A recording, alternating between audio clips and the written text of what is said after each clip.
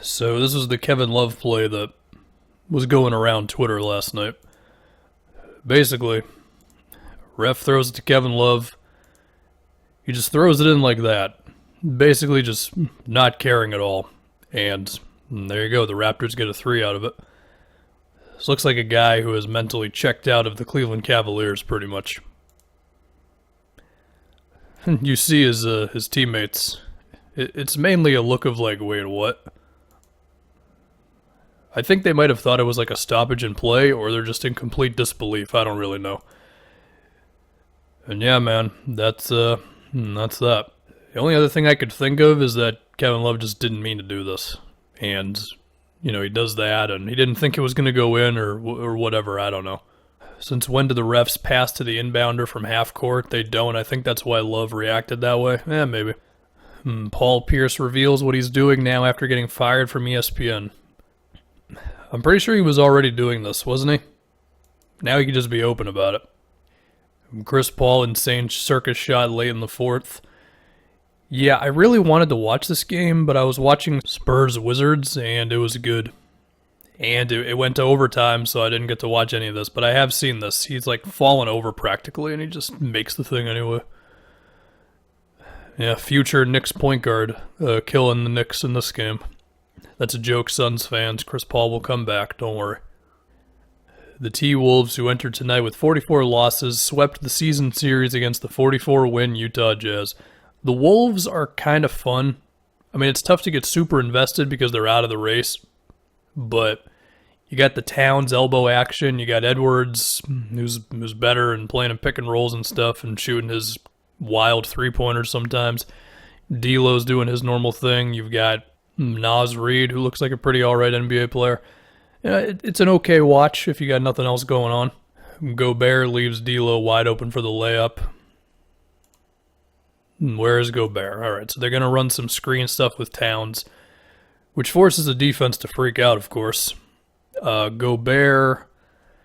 I guess Gobert must have thought that Conley was going to come back to D'Lo, or he thought, Bogdanovich was going to help out on D'Lo, but even so, I mean, like, I get it. You're freaked out because it's Conley on Towns, and you figure Towns will just run through him, but you got to go with that as opposed to D'Lo wide open at the basket. See, but this is what happens, though, and this is why I'm intrigued by teams who can put 5 shooters on the court, is it does force a guy like Gobert to have to just think a little bit more about what he's going to do, because if Towns couldn't shoot, they just wouldn't care about him up here. Steph Curry, the compliment I love is when guys tell me to stop running around so much when they're defending me. Being in great shape. Yeah, I feel like Steph is the best off-ball player ever. I feel like for a long time, the guy you'd think of, like Reggie Miller or Richard Hamilton or Ray Allen. But I think Steph just, as it is with all the shooters, Steph just took it to a whole new level. He averages about 2.6 miles per game according to Second Spectrum.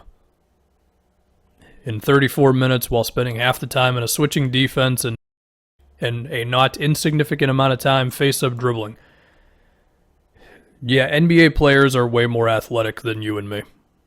Unless an NBA player is watching this, in which case Steph is probably way more athletic than you. Westbrook, none of his triple-doubles feel like accomplishments. I believe there is no player like myself. If people want to take it for granted, sorry for them. I'm pretty sure if everybody could do it, they would do it. Yeah, I mean, I think there's a fine line between, like, not taking something for granted and just genuine criticism.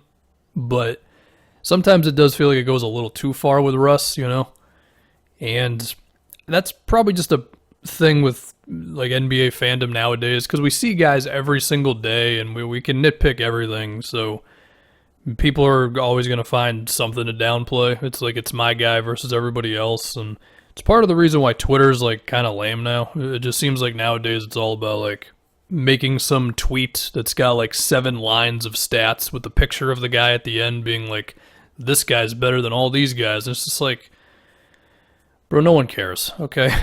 That's the truth. But yeah, Westbrook's good. And the Wizards have been rolling a bit. Although they did lose that game last night to the Spurs, which prompted me to make a DeRozan free agency tweet, because it's interesting. DeMarcus Cousins, I got to be the first person in the history of the NBA to be a third string big on a 10-day getting double teamed. I don't think that's ever happened before. Yeah, it's a little weird. You'd imagine Boogie's post-up numbers are not that good at this point. You'd figure teams would just be fine with giving up a hook shot or whatever he might take. OG Anunoby puts up a defensive clinic against Damian Dotson, it's my guess. Checks himself out right after the play. Alright, where is he? Right here. Let's see. We got OG. He's in the stance. Okay. Yeah, Dotson's not really going anywhere. Force him into the corner. Yeah, Anunoby missed a good amount of time this year, but I feel like he can still be really good. And I do appreciate the just checking himself out right away. Just get out of there, you know? That's my motto for everything I do. Do the thing and leave. This is the other Chris Paul shot. This one was a little more normal. It was still pretty damn gutsy. Just a pull-up. It seemed like he was off balance for a moment, but of course he wasn't. Once again, the next Knicks point guard. Just showing MSG what he's going to do next year. Suns fans, again, I'm sorry. He's going to stay, don't worry. Bull throws it down. All right, 35 seconds left. It seems like they were going to face him up in the post, and now they're just not really doing anything. He's just, well, they had a moment to make the pass there, all right. Setting the screen. Not exactly a screen, then he just goes off the dribble, man. He's got some real skill, man. Like, he looks kind of like slow setting the screen and everything, and then he just explodes when he gets the ball off the dribble. Look at that. In and out dribble. Like, what, one step to get to the rim? What's the chemistry between you and Kem Birch these days? I'm trying to get him paid. That's what I try to do. Yeah, since the Raptors have revamped their center rotation a bit with Kem Birch, Boucher, and Freddie Gillespie, they have been a bit better. And depending on how much momentum they've got in the last whatever games of the season, could they be a scary playoff team? Maybe. It would still be pretty insane. I don't think anybody would actually pick them to beat one of the top seeds, but, I mean, you look at that roster, and it is still good. DeRozan has as many 10 assists games this season as he did in his first 11 seasons. Yeah, man, I think if DeMar just carries that into whatever team he's going to next, or if he stays with the Spurs, then I feel like the last chunk of his career can be really successful. I mean, he's like good enough to be a point guard, honestly, at this point. All right, we got more Towns and Gobert stuff. Takes it past Gobert, throws down an emphatic slam. All right, well, we had Gobert on a Kogi, and then we have Towns, who's like 7 feet involved in a handoff play, which is pretty wild in and of itself, but that's the NBA nowadays. And, yeah, just not fast enough, Gobert. That's pretty much that. MPJ checks out with 31 points, 12 of 19 shooting, 3 of 6 from 3.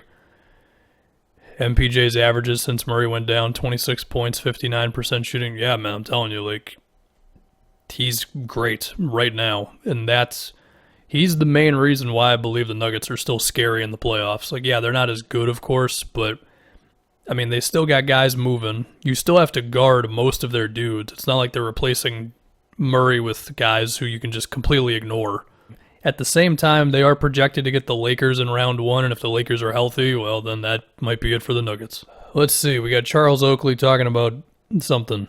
Let's see, Charles Oakley, Zion is not doing anything special. He's just putting the ball down. Guys don't slide no more. They reach in and look behind like, oh, I thought I had help. There's no help. Listen, Charles Oakley, if you were in front of Zion, you know what would happen?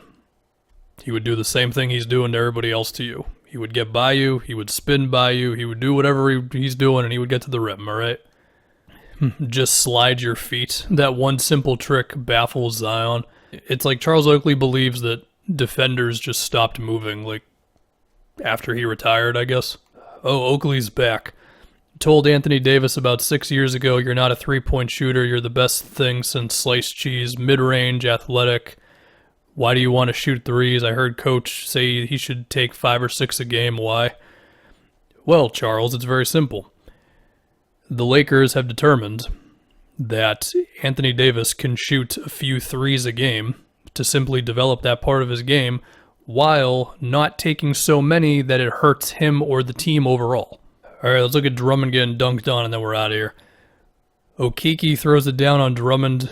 I think Magic fans are kind of excited for Oakley. So anyway, we have a Wendell, Cole Anthony screen. It's good to see Cole Anthony doing all right with Orlando. There you go. Oakley just kind of got by AD. Just kind of moved off ball a little bit on him. AD a second late. And then from there, well, good luck, Drummond.